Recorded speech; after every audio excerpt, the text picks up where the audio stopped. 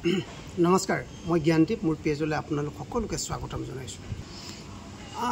অসমৰ কেইবাটাও ধৰ্মীয় সংগঠন আছে।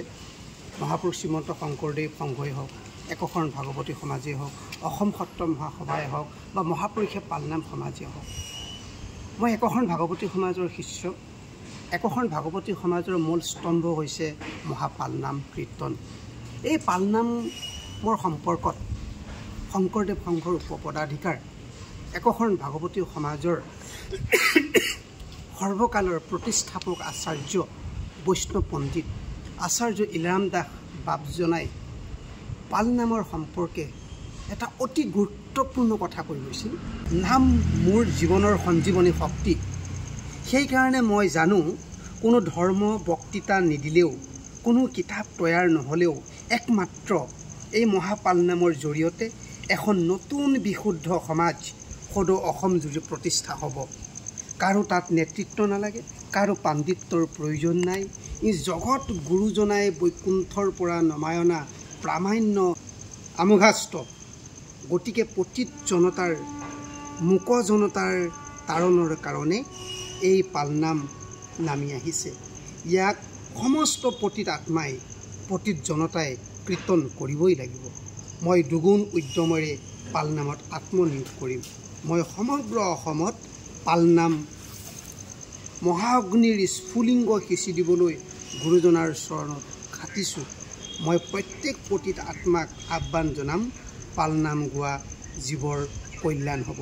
আচাৰ্য ইলাৰাম দাসে পালনামক মহা অস্ত্ৰ হিচাপে লৈ সমগ্ৰ অসমতে ধৰ্ম প্ৰচাৰ কৰিছিল।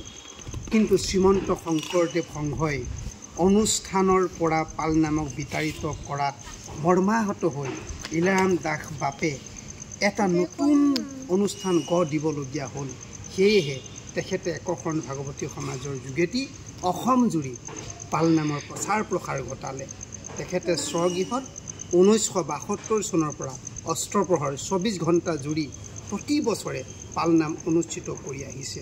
এই অস্ত্ৰপ্ৰহৰ পালনাম ভাগ বৰ্তমান একশৰণ ভাগৱতী সমাজৰ সমূহ ভকতৰে প্ৰাণৰ সম্বল ৰূপে চিহ্নিত হৈছে। এই অস্ত্ৰপ্ৰহৰ পালনাম আখাৰে গোটেই সমাজখনক একত্ৰিত কৰি বান্ধি ৰাখিছে। পালনাম আখৰক সমাজৰ মূল চালিকা শক্তি বুলি ক'ব পাৰি।